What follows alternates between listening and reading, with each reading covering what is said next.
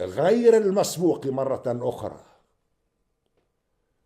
بوقوفه في هذه اللحظات بالذات إلى جانب قوات الأمن في صف واحد، اليد في اليد، هو السور المنيع الذي ستتكسر عليه كل محاولات تأجيج الأوضاع، وهو الذي يلقنه الكثيرين من هؤلاء الخونة والعملاء،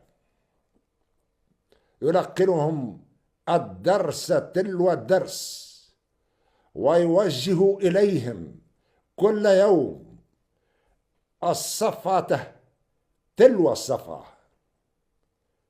زعم هؤلاء أن سيغتالوا إرادة شعبنا، فابشر بطول سلامة يا تونس، كما قال جرير.